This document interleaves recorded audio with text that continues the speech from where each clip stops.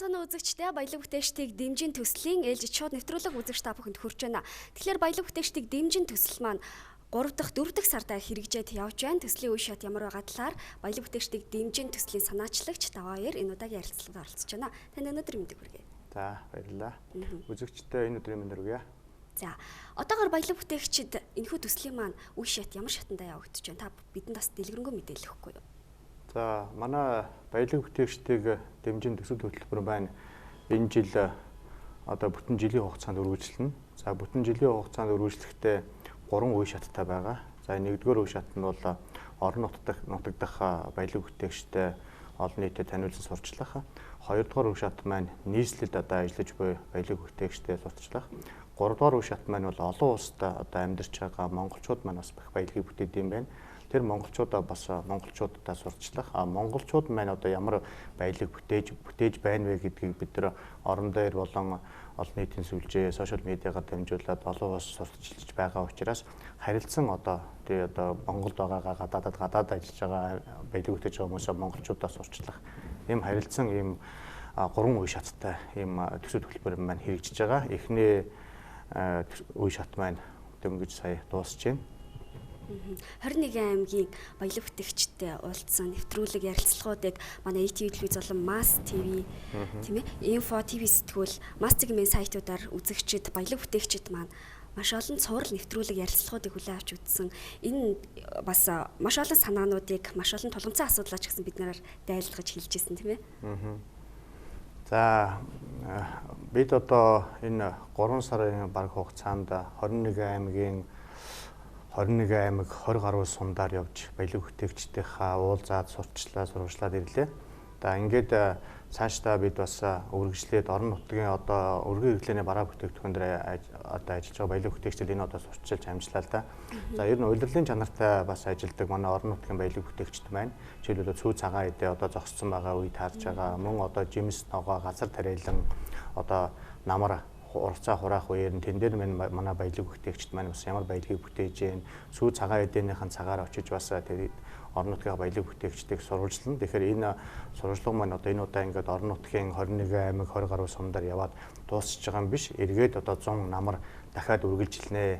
За өнгөрсөн 7 хоногоос манай уран бүтээлчд маань нийслэлийнхэн баялаг бүтээгчдийг сурвалжлахаар олон нийтэд одоо энэ манай баялаг бүтээгчд маань ямар сайхан баялагийг бүтээж одоо үндэсний үйлдвэрлэл, жижиг дунд үйлдвэрлэл, өрхийн бизнес бичил бизнесийг хөгжүүлж байна. Энийг одоо ард түмэн маань өөрсдийнхөө хийж байгаа бүтээж байгаа юмыг мэдэх. Тэр тусмаа одоо монголчууд маань өөрсдөө худалдан авах.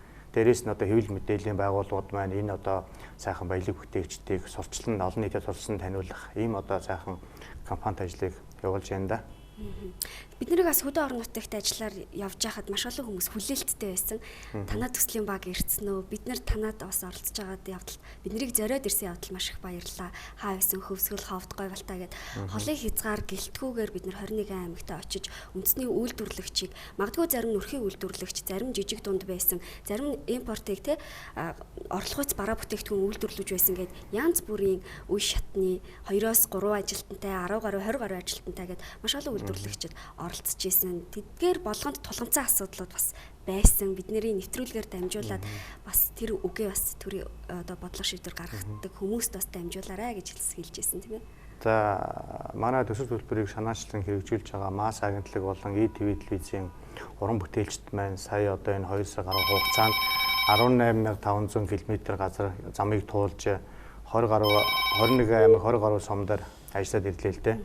За ингээд 18500 км туулж уран бүтээлчд маань одоо баялаг бүтээгчтэйгээ уулзаад тэр хэд маань ямар одоо бэрхшээл тулгамдж байна. Бизнесийн одоо орчинд одоо ажил үйлчлэгээ явуулж одоо болж байгаа болохгүй байгаа талынхаа бүх проблем юмнуудыг ярьж гин болж байгаа юмнуудыг ярьж гин л да. Тийм болохоор бид нар энэ одоо эх орны маань өнцөг булан бүрт 408 зохиолчд одоо баялаг бүтээгчд маань яаж баялагийг бүтээж байна гэдгээ бид нар өөрсдөө одоо ингээд бахархах, тэднийг дэмжих тийм одоо эдийн засгийг одоо үндэсний одоо үйлдвэрлэлийг хөгжүүлж Монгол улсынхаа эдийн засгийг хөчрөх болохгүй бол зөвхөн одоо зис нүүрс байгалийнхаа баялгаар одоо бид цаашаагаа ингээд явж болохгүй нэ. Олон улсын зах зээл дээр одоо манай байгалийн баялагын одоо үн унахаар эргээд одоо Монголд үн ундаг. Эргээд одоо энэ байгалийн баялагаараа одоо үндэснийхээ төсвийн одоо ихэнх хувийг бүрдүүлээд явдаг Монгол улсад их хүндрэлтэй тусч байгаа. Олон улсын жишгээр бол үндэсний үйлдвэрлэлүүдийг хүчтэй хөгжүүлдэг. Тухайн одоо улс орны үндэсний үйлдвэрлэгч, үндэсний одоо баялаг бүтээгчид маань л одоо маш хүчтэй байдаг. Одоо Монголд үйлдвэрлэх гэдэг бэрийн гадаадын зах зээл дээр очоод одоо Азиас бол Япон улс одоо хүчтэй эдийн засгт улс байна. Европоос бол Герман байна тий. Энэ өөрөөсөө бол дэлхийн одоо эхний 5-д багтаж байгаа юм хүчрэг эдийн засгт улсуудын жишээ нь хүчрэг болсон жишээ нь юу гэх юм бол үндэсний үйлдвэрлэлд маш хүчтэй хөгжүүлсэн тийм туршлага байдгийн.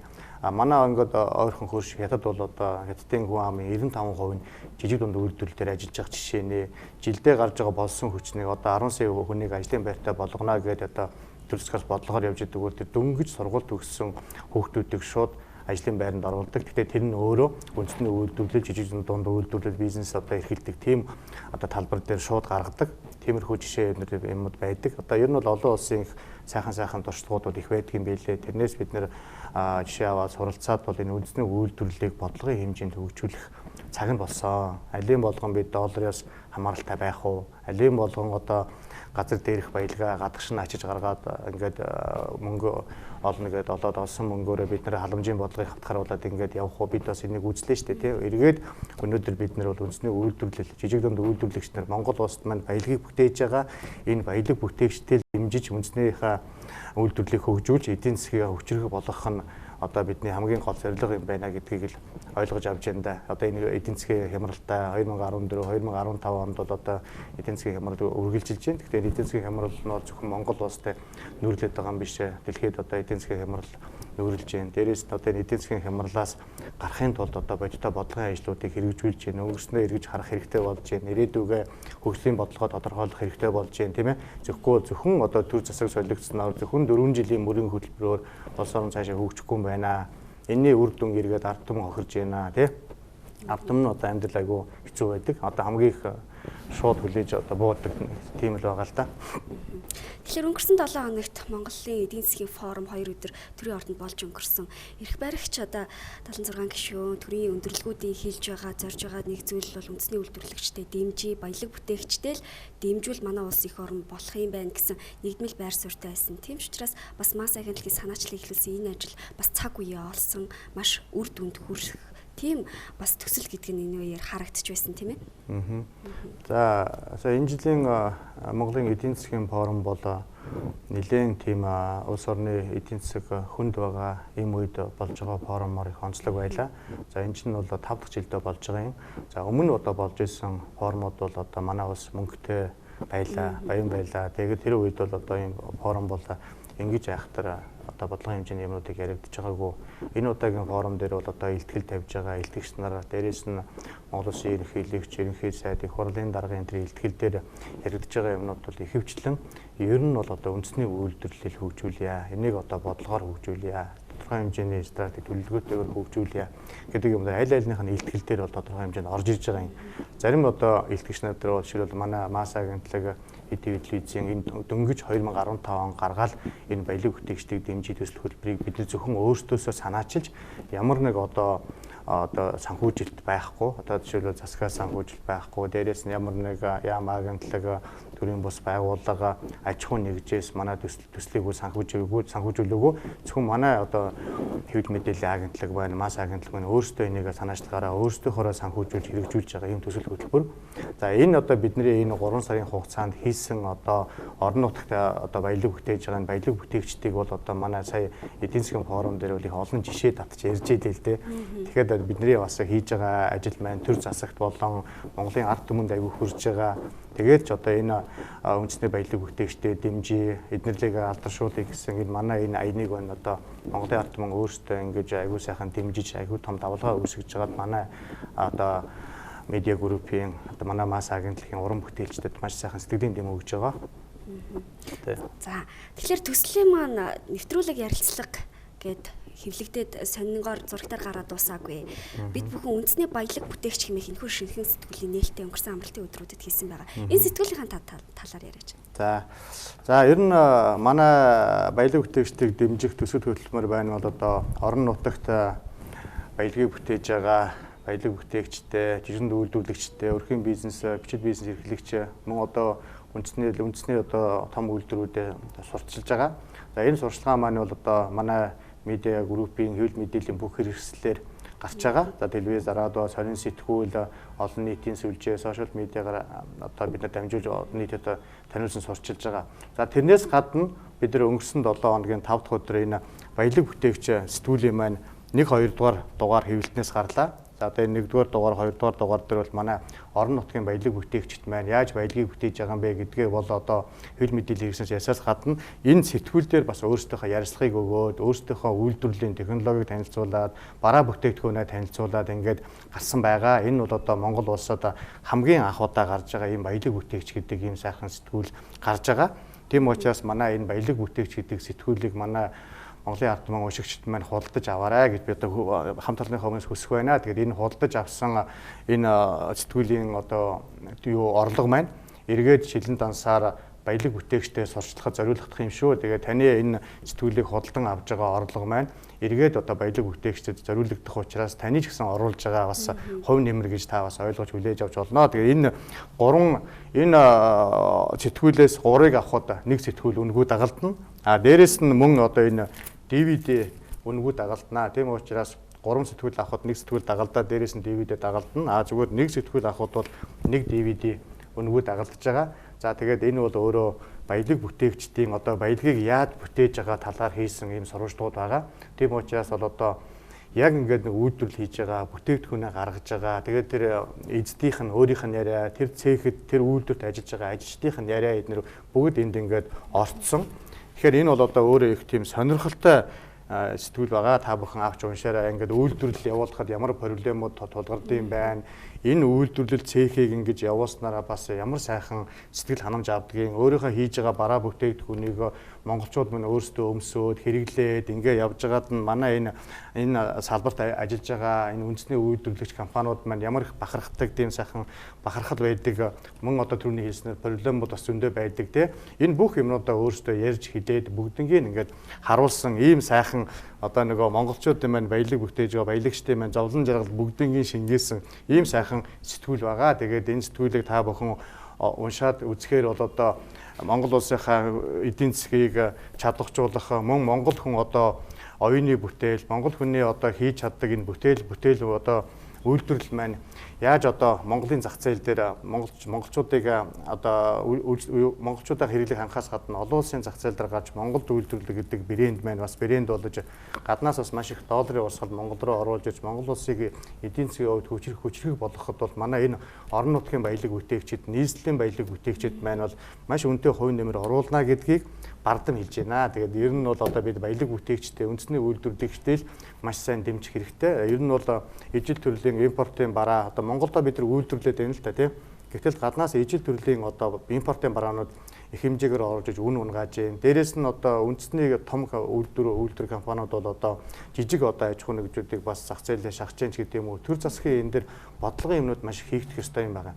Дээрээс нь одоо энэ татврын олон төрлийн одоо энэ дарамт байна тий, шалгалт байна. Эднийг одоо зохио хэмжээнд эргцүү зохицуултыг зарим нэг юм эргэж харах хэдээр цаг нь бас болцсон юм байлээ. Тийм болохоор энэ сэтгүүлээр энэ манай хийж байгаа мэдээ сурвалжлаар дамжуулаад манай орон нутагт баялаг бүтээгж байгаа, нийслэл баялаг бүтээгж байгаа хүмүүс маань бүх юм одоо төр засгийнхандаа болон салбарын бодлого барьж байгаа яам агентлагийнхандаа энэ одоо бас нэлээд үг дайсан байгаа. Тэгээд манайхан маань хийж байгаа ажилдаа хийх гэж байгаа одоо төлөвлөсөн ажлуудаа бас манай энэ үйлдвэрлэгчдийн бас санаа бодлыг тусгаж аваасаа гэж бас хүсэж байна. Үйлдвэрлэгчид бид нарыг дэмжээч гэж зүгээр нэг хэлэх биш. Хийсэн зүйлс одоо бүтээл нь бүгдээрээ энд бас шингэсэн байгаа тийм ээ. 21 аймгийн бүх баялаг бүтээгчид энэхүү сэтгүүлд бас багтсан. DVD-н дээр бас 21 аймгийн төлөөллүүд. Энэ ингэж байгаа юм бол одоо ингээл төр засаг ажлаа муу хийж байна тий. Эдийн засгийн хямрал их хүнд хэцүү байна. Ингээд зовлон бэрхшээл тоолцоод байвал барахгүй л дээ. Гэтэл бид нэр одоо өнгөрсөн жилээс бол манай Монголын хүн ам 3 сая болсон. Дээрээс нь бид түүхэндээ 50 сая мал тоолууллаа гээл те. Ийм их сайхан үзүүлэлтүүд сайн юм зөндөө байна. Тэгэхээр энэ бүх сайхан юмнуудыг цааш нь түүчээлээд Монголын одоо өнцөг булан бүрт бол үндэсний үйлдвэрлэгч баялаг бүтээгчид одоо хэдэн одоо 100 мянгаараа хэдэн 10 мянгаараа ажил үйлчлэгээ явуулж байна. Тэгэхээр энэ эдийг маань биднийг дэмжиж хэл гэж байгаа. Ер нь бол биднэрт бол одоо хийж чаддаг юм их байна. Өшөө хийхээр төлөвлөсөн юмнууд их байна. Тэгэхээр биднийг дэмжээч гэсэн энэ бүх юмыг л явуулж байгаа. Тийм ээ. Байна уу та холбогдсон байна? За баярлалаа. Төслийн талаар ямар бодолтой байна? Төслийн талаар ямар бодолтой байна та? Төслийн талаар маш сайхан бодолтой байна. Одоо төс засгаас одоо үйлдвэр мөдөрөө дэмжигээ дэмжиж хурд. Байна. За та бүхэн бас доор гарч байгаа утсаар холбогдоод бидэнд бас санал хүсэлтэд илгээх бүрэн байгаа тийм ээ. Сэтгүүл бол сар тутам гарах сэтгүүл дараагийн баялаг бүтээгчид орох гээд маш олон төрлөөр үйлдвэрлэл үйл ажиллагаа явуулдаг баялаг бүтээгчид ороод явах бах тийм ээ. Тэгээд тогтмол. Байна уу? За та холбогдсон байна. За би саналаа хэлье. За саналаа хэлээрэй та. За энэ намын төр дээр одоо жишээ нь манай Монгол дээд үйлдвэрлэгчид одоо айгүй олон найнаж байдаг шүү дээ. Ааха. Одоо энэ үеийн баялаг бүтээгт орох уу? Орлого яах вэ? Тэр чинь үндэсний үйлдвэрлэлээ явуулж байгаа шүү дээ тийм ээ. Одоо бидний дээр ингээд ирээд уулзаад одоо энэ дотор зээлшиг авах учраас бидгүү өөрийгөө өргөжүүл техник янз бүрийн технологитой болдгийг тэгээд хаагүй яаж үсэг саналаа тавьхаа гэдэггүй. Одоо жишээ нь гэдэг би наран тул зах дээр одоо 90 оноос ажилласан. За. Тэгээд дандаа хоёроо дээд хийсэн. Тэгээ одоо би яг ухаантай байж гэхдээ би бэлдээд өөрөө хөгжүүлтэйгээ алан дээд одоо аюултай даасан гэсэн одоо 20 жил 5 жилийн дээд хийж. Тэгээд би одоо яг өөрийгөө өргөжүүлье. Анх төгөөрөнд яг юм уу 5 жил яг надад тусмаг байгаа гэж аппаар бай. Хаагүй яг өөрчлөлт дээд аваад яг их олон хэмжээний юм аггүй дээ 3 сая төгрөгийн юм аваад нэгэд хангалтайгаар аваад ингээд олон санаар ихгээд ингээд тавьсан байгаа. Тухайн хэрэг болоход бөөлжсөн юм чинь одоо ашиг нь олон орж ирэх шүү дээ. Ажигтай болохоор баг юм аа хэлэхээр үндэ ашиг муутай. Ааха. Өөрөө юм өргөжүүлж чадахгүй ийм байг байх юм. Энэ дайуу шүү ажил одоо дайуу шүү олон жил болж байна. Одоо тийм иймэрхүү байдлаар одоо байх юм тэгээд энэ ажил бүтээгчдгээд нэг сайхан юм хараад иржээ. Биений хараад баярлжээ. За. Одоо энэ чинь бас үнэн зөв сайхан юм. Одоо залуучууд энэ журам дээр доорхоор их байгаа. Ихтэй дэмжиж өгч ийм яахан харж үзэж яаж яах вэ? Гэрээ яахан суудаг. Энэ одоо орон нутгад байгаа энэ хороолт нь бас одоо энийг өргөн хийж байгаа доороод дуудаж уулзах юм уу? Гэхдээ та энийг ингэж явуулаа. Энийг ингэж дэмжиж өгөө. Ийм асуудал хэрэгтэй байгаа цаа гэж одоо наад чи хөвшөө өмөр гэж бодож байна. Одоо баярлалаа энэ сайхан одоо нэвтрүүлэгч байна. Сайхан ажил явуулж байна. Энэ бол одоо үнэндээ одоо манай бидний Монгол хэрэгтэй шүү дээ. За ийм л юм хэлсэн гэдэг. Одоо баярлалаа таа. За таны саналыг сонслоо. Тэгэхээр манай нэвтрүүлгээс бас манай хилцүүлэг явагдаж байгаа маш олон төрлийн сая жишээлбэл татвар даатгал одоо зээлэг гэх мэтчлэн асуудлаар. Тэгэхээр та бүхэн бас бям гараг бүр шууд явж байгаа хилцүүлгээр бас олон саналуудыг хүлээж авах боломжтой байх тийм ээ. Бас сэтгүүлээр дамжуулаад маш олон санааг бас олж авах байхаа гэж би бодож байна. Тэгээ ер нь манай масс агентлаг эдвэдлийн үзээс хэрэгжүүлж байгаа энэ баялаг бүтээгчдийг дэмжиж төсөл хөтөлбөр маань өөрөө ямар ч үн өртөггүйгээр манай уран бүтээлчид тухайн танаа одоо үйлдвэр үйлчлэгээ явуулж байгаа газар дээр чи очиж сурвалжлага хийгээд мэдээ сурвалжлага нэвтрүүлэг бүх төрлийн имийг л бид нар орон дээр олон улс цацж байгаа шүү дээ тий. Энэ өөрөө бол ямар ч үн төлбөргүй. Ер нь одоо хэвлэл мэдээлэлээр зар сурталчилгаа явуулах гэхээр манай хэрэглэгчид маань үйлдвэрлэгчид маань мэдж байгаа. Ер нь бол нэлээд өндөр тариф гардаг, тийм ээ. Тэгэхээр тэр зар сурталчилгааных нь өртөхийг бол манай жижиг дунд үйлдвэрлэгчид нар дийлэхгүй байгаа. Одоо тийм одоо жишээлбэл ингээд цалингаа тавин татвараа төлнө, үйлдвэрлэлээ өргөжүүлнэ, тийм. Энэ чинь одоо проблем их байна. Дээр нь дахиад зар сурталчилгааны мөнгө гээд гаргаж ирэхээр тийм их хэмжээний мөнгө гаргаад ирж их аж ахуйн нэг ховор байна шүү дээ, тийм. Үндэсний том үйлдвэрүүд нь бол жилийн төлөвлөгөөндөө бизнес төлөвлөгөөндөө төлөвлөөд мөнгөө төсвөлцөн тэрнийхээ дагуу зар сурталчилгаанууд нь явж идэг. Жижиг дунд болон өрхийн бизнес, бичил бизнес эрхэлдэг. Яг энэ хэсэгт чинь 45 мянган аж ахуй нэгж 800 гаруй мянган хүн ажиллаж байгаа тийм. Энэ бол айгүй том зах зээл. Гэтэл эднэр дээр маань одоо бодит дэмжлэг юу байна вэ гэхээр зөвхөн банк зээл өгдөг. Банкны зээлийн хөө өндөр, хугацаа богинохон. Дээрээс нь одоо юу гэдгийг энэ чинь ихэвчлэн түрээсийн байранд явж байна. Тоног төхөөрөмжөө сайжруулахаар одоо тоног төхөөрөмж нь одоо бас төр засгаас нь дэмждэг тийм бодлогын юмнууд бас жоохон ховор. Тэгсэн мөртлөө жижигч үйлдвэрлэл явуулсан, томч үйлдвэрлэл явуулсан ялгаа байхгүй бол татвар авдаг. Нөөтийн татварч авдаг, орлогын албан хувийн татварч авдаг тий. Шалгалч үйлдвэрч адилхан ирдэг тий. Энэ юмнуудыг бас жоохон ялгаж өгмөр юм шиг байгаа. Бичлэн айлны, өрхөн айлны тий. Жижиг дунд гэдэг нь алийг хилээд байгаа, үндэсний үйлдвэр гэдэг нь алийг хилээд байгаа. Ер нь бол гэхдээ бид нар олон улсын туршлагаар бол үндэсний том үйлдвэрлэлүүдийг улам томруулах хэрэгтэй. Үндэсний том үйлдвэрлэлүүд нь улам томорч иж араасаа жижиг дунд үйлдвэрлэлүүдийг хөгжүүлдэг тийм ээ жишээ байлгасан. Одоо яг ямар ажиллагаанд явж байгаа илээ? Төсөл маань бүтэн жил хэрэгжинэ гэж байна. Удахгүй 4 сарын 14-нд бас чуулган болон үндэсний үйлдвэрлэгчид манаас санал бодлоо хэлцээд орон даяар бас орон нутгаас ирэх байх тийм ээ. Ер нь бол яг хуу монголчуудын маань одоо энэ жижиг дунд үйлдвэрлэгчтэй энэ баялаг бүтээж байгаа энэ үйлдвэрлэгч, жижиг дунд үйлдвэрлэгчдийг бол бид нэр хаана ямар үйлдвэрлэл явагдаад байна гэдгийг бол төдийлөн манайхаа нөгөө хэрэглээ өөрөө энэ нөгөө ямар ч бизнес хэрэглэхэд зар сурчлагаа PR айгуу чухал байдаг. Тэгээд нөгөө зар сурчлагаагаа хийхгүй учраас манай энэ жижиг үйлдвэрлэгчний чинь нөгөө үйлдвэрлэлийн ямар сайхан бараа бүгдийн үйлдвэрлэж байгааг сайн мэдэхгүй байгаа байхгүй. Тийм болохоор мэдээлэл дутмаг байна. Зар сурчлагаагаа айгуу бага явуулж ийн гэсэн үг шүү дээ, тий. Тэгэхээр тэр мэдээлэл дутмагаас болоод янз бүрийн одоо төсөл хөтөлбөрт манай жижиг үйлдвэрийн хамрагдаж чадахгүй байна. Дээрээс нь одоо бид нэг төр засгийн бодлогоор энэ жижиг үйлдвэрлэгчийг маш сайн дэмжиж өгөх хэрэгтэй тийм энэ бодлогын ажлууд нь бас дутагдаад байна ч гэдэг юм уу тийм энийг өөрсдөө хэвлэл мэдээллийн хэрэгслээр жижиг үйлдвэрлэл болон төр засгийн хооронд нь ингээд сайн холбож өгөх одоо гүүрэн л одоо манай хэвлэл мэдээллийн байгууллага бид нар үндсэн өөргөө биелүүлж ингэж ажиллаж байгаа. Гэхдээ энэ өөрөө за жижиг үйлдвэрлэгчтэйгээ сурчилж байгаа олон нийт сурчилж байгаа энэ ажил нь бол өөрөө ямар ч гүн төлбөргүй. Гэхдээ бол манай уран бүтээлчид энэ дээр бол одоо сэтгэлээрээ ажиллаж байгаа тийм эргээд одоо энэ үйлдвэрлэл маань хөгжөөд одоо энэ бүгдийн маань гаргаж байгаа бараа бүтээгдэхүүн нэмэгдээд одоо ингээд үндэсний үйлдвэрлэлийн бараа бүтээгдэхүүн авч хэрэглэхээр өртөг өндөртэйгээд идэг штэ тий. Тоон ихсээд ирэхээр үн буугаад ирнэ, чанаржаад ирнэ тий. Дотоодынхаа зах зээлийг хангах, хоёрдугаарт импортоор орж иж байгаа барааг одоо орлох үс тийм одоо экспортын бүтээгдэхүүнийг дэмжих тийм бодлого манад барьж байгаа.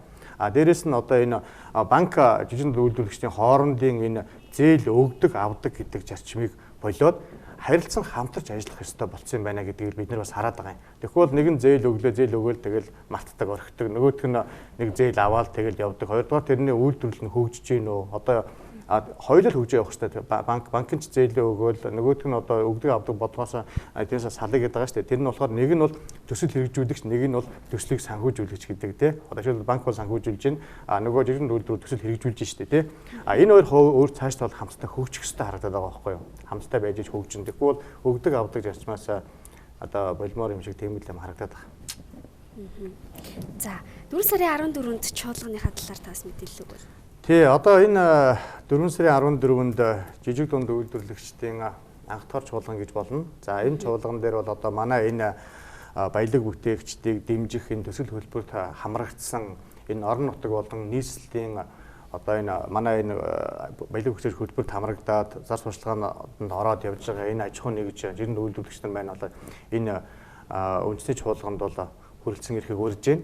За энэ оролцсон одоо энэ аж ахуй нэгжүүд маань бол одоо жирийн үйлдвэрлэлд оролцох тийм төлөөлөгчөөр оролцох тийм эрхтэй байгаа. Одоо бид нар одоо орон нутгийнхныгаа болон нийслэлийнхныгаа энэ 4 сарын 14-нд олох жирийн үйлдвэрлэгчний чуулганд хүрэлцэн ирэхийг урьж байна. Тэгэхээр энэ чуулганд ирээ та одоо нөгөө асуудал проблемуудаа сайн хэлж явах ёстой. Тэгэхгүй бол энэ одоо хаврын чуулганаар жижиг үйлдвэрлэлийн хуулинд өөрчлөлт орох гэж байгаа. Бас одоо давтар гайлын тэр одоо мөрдөгдөд явж байгаа юм дээр эргэж харах бас юмнууд байгаа учраас бид нэр энэ чуулганы дараа бас төр засаг их хурл руу тодорхой хэмжээний бас асуудлуудаа шийдвэрлэх ёстой тийм импортын орлого барааг яаж дэмжих юм одоо энэ экспортыг яаж дэмжих юм тийм одоо бид нэр өөрсдөө эхлээд дотоодынхаа зах зээлийг чанартай бараа бүтээгдэхүүнээр өөрсдөө эхлээ хангах хэрэгтэй. Тэгэхийн тулд бид нэр үйлдвэрлэлийг яаж явуулах юм те үндэсний том үйлдвэрлэлийг бол тодорхой нөхцөлтэйгээр хөгжүүлэх. Дээрээс нь одоо сүүлийн үед яригдаад байгаа чинь нэг стартап гэдэг байгаа те. Энэ бол одоо нөгөө ирээдүйдээ энэ бизнесийг төр засаг яаж дэмжих юм хүүн одоо хүүгийн бодлого нь ямар байх юм. Дээрээс нь батлан даалтыг гаргаж өгж байгаа тэр газар нь одоо ямар бодлогоор ажиллах юм гэдэг юм уу те. Одоо маа жижиг дунд үйлдвэрлэгч нар бол тухайн банкнда хандаад 100 сая авъя гэж яхад 30 сая гээд өгдөг юм шиг байлээ. Тэгэхээр нэг үйлдвэрлэлийнхаа хөрөнгө оруулалтыг бүрэн хийж чадахгүй хагас татвар хийхээр захиалгаач хагас татвар хийж өгдөг те. Эргээд тэр нөгөө өрөнд орох магадлал бас айгүй өндөр болдог. Тийм учраас энэ Батлан даалтын сан гэдэг газар байдгийг манай бас жижиг дунд үйлдвэр биш бизнес эрхлэгчид нь зарим нэг нь бол сайн мэдэхгүй байгаагаас болоод зээлийн бүрэн дүрэн авч чадахгүй байгаа бас тийм харагдаж байгаа. Тийм учраас энэ жижиг дунд үйлдвэрлэл эрхлэгч баялаг бүтээгчид нар маань юу харагдаад байна гэвэл эхлээд мэдээл бас муутай байна. Хоёрдугаар төр засгийнхан бас тийм бичиг цаас их нэгж байна. Олон удаа явуулж байна. Дахин дахин явуулдаг тий. Баялаг бүтээгчид маань тэгж их бүтэн сар хөөцөлтөд явах тийм зав чөлөө бас хаана шууд үйлдвэрлэл явуулж байгаа шүү дээ. Тийм учраас хөрөнгө оруулалтын зээл өндөр хүүтэй зээл аваад үйлдвэрлэлээ шууд явуулаад эхэлж байгаа жишээ нэ тий. Тэгэхээр бага хүүтэй урт хугацаатай хүүгээ аваад дээрэс нь Батлан даалтын сангаараа даалгаад дээрэс нь төр тоног төхөөрөмжийн хөрөнгө оруулалтыг тодорхой хугацаатай нөхцөлтэйгээр ингээд өгдөг бол энэ салбар цаашаа хөгжөөд явах бүрэн боломжтой гэж хараад байгаа. За та бүхэн хоёрын ярилцлага бас цаг бага байлаа. Тэгэхээр бид ч гэсэн үзэгч та бүхэндээ баялаг бүтээгчдийг дэмжин энэхүү төсөл хөтөлбөр эх орондоо хэрхэн яаж хэрэгжиж байгаа талаар үйл явдлыг цаг тухай бүртэн мэдээлж явах болно. Ингээд үзэгч та бүхэнд баярлалаа. Дараагийнхаа ярилцлагаар дахин уулзлаа. Түр баяртай.